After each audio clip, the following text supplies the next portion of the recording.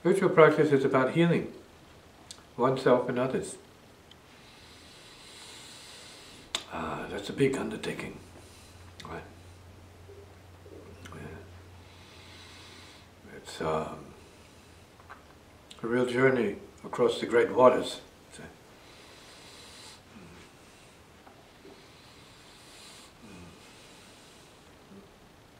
And it's really about helping those who can't help themselves. See?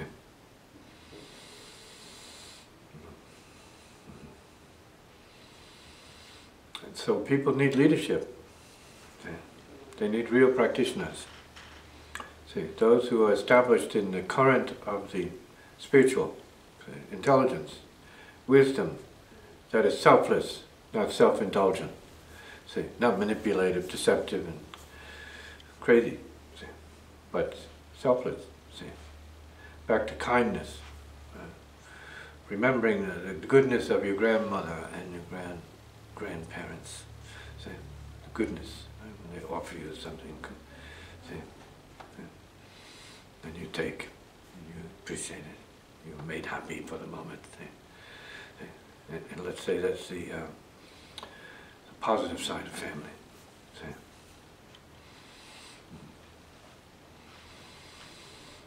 Do you have questions? Yes. Can one have the ability to heal others but not necessarily themselves? Of course. Healing is a separate reality. Your presence, your good humor can heal others. It may not heal you, except in the moment. And is the reverse true? Can one heal themselves? Well, if you actually literally heal yourself, you're already healing other peeps. Right? To heal yourself is to heal other peeps. See? The suffering that you can quell, the noise that you can quell in yourself, liberates other people. See? Frees other beings. It's part of that. When you free yourself, you free all beings. When you are enlightened, when you enter enlightenment, whatever that is, you experience the enlightenment of all beings. All beings are enlightened when you are enlightened. So, for somebody who's experienced catastrophic conditions, be it a car accident or being arrested or financial catastrophe, how do they find their way back to the light or to healing? Or? They may not. They're just in a circumstance. And they have to depend upon the generosity and kindness of other people. Sometimes in the medical profession. Sometimes in contact with the emergency people. See? And their generosity and their kindness. See? Their willingness to save your life. See? So lifesavers. See?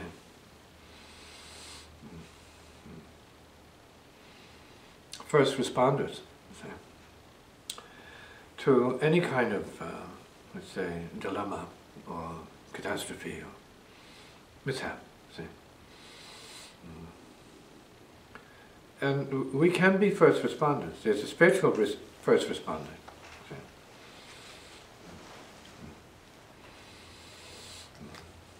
And so, in terms of ordinary people,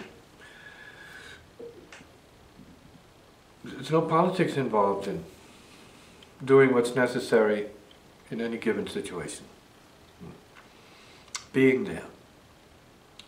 And then being removed from being there. So there's a problem with being there for too long and doing too much and so on. You have to have an inner, say, knowing of how much to share and how much to give without it being an egoic and mechanical, materialistic sort of negotiation with yourself.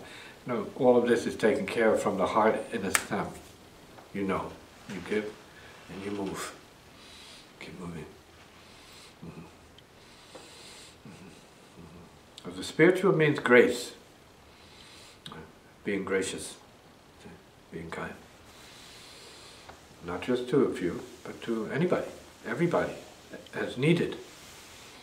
And there are those who are not open to any kindness, so you better mind your business. You better have your inner knowing working, so you're not perpetrating an unkindness. Because it could be a kindness unwanted, And that would be an unkindness, and you want to make sure your kindness is needed. Well, it has to be needed. You need to know that it's needed, and it's taken from you. See, out of the experience of necessity, see, it's taken, and you're happy to give. There's nothing to give them. And how about helping someone who isn't rejecting it, but simply doesn't know they need help? Depends on the circumstance. Depends on how badly they need help. They're going to be helped anyway. It's not about what they think or what they like. See? It's not about that.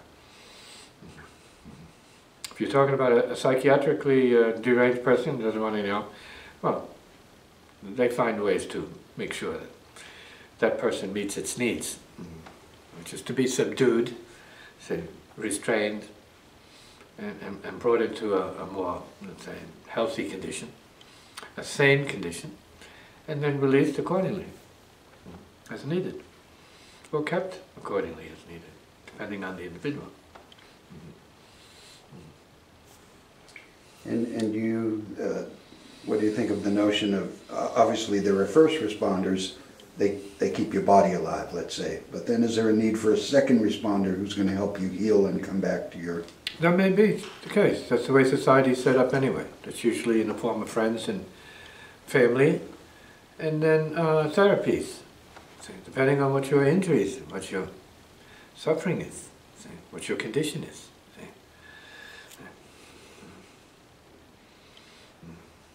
Everyone has a condition of deficit love. You need more love. See, heartbroken, heart sort of starved for love. More love. Never enough love. That's where kindness comes in. And that's where gentleness comes in for certain beings. And respect. See? Respect. And the maybe effort, let's say, the act of helping people gain their dignity, give them some dignity. And that's important for people. They don't even know they don't have it. To the degree that they don't have it, they don't know they don't have respect in a certain way.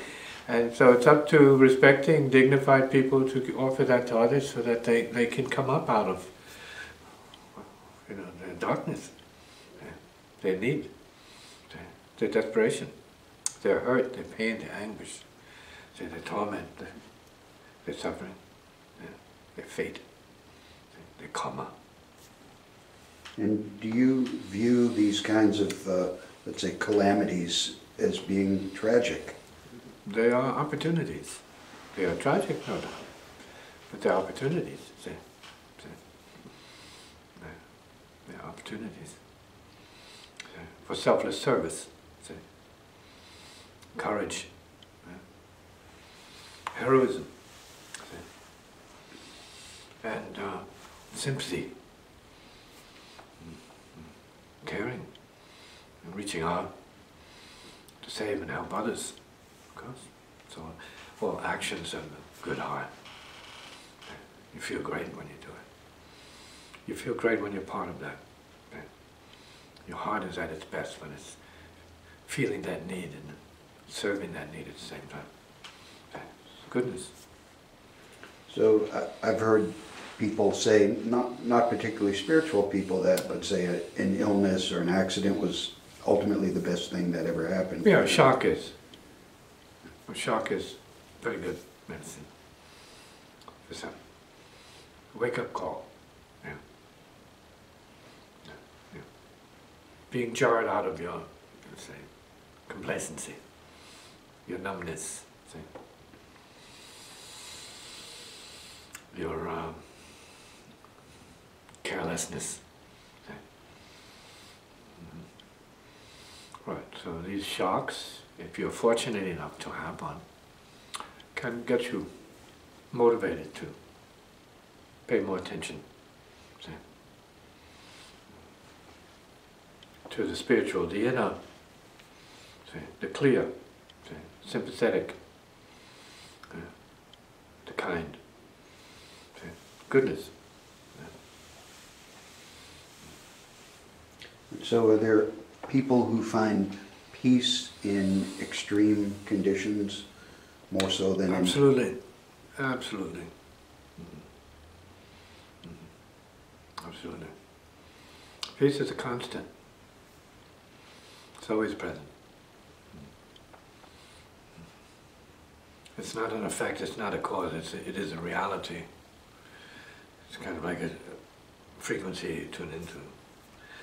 And sometimes you have no choice, it just shows up and you are swallowed up in it and you know it's real. And you hope it sticks around a minute.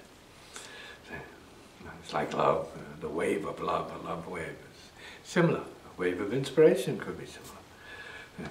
It's similar. A wave of, let's say, recognition. Enlightenment. You can see clearly, and then it being engulfed, say, and enveloped in your nevrosis. We have these moments of clarity, clear seeing, say, which are reassuring, say, and confirming of what it is, say, the fact of what it is, say, that is in us all.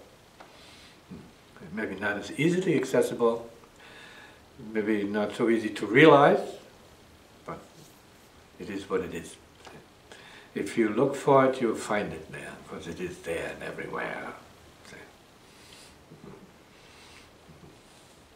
So then, let's say a peaceful heart is not necessarily equivalent to a peaceful body, or... Not necessarily, no. You have athletes that exhaust themselves and they have peace. And they're completely worn out, beyond exhaustion, kind of like kaput, into unconscious bliss. They wouldn't have it any other way. Blissed out. Poof. Gone. If musicians had that, they would be very happy about that.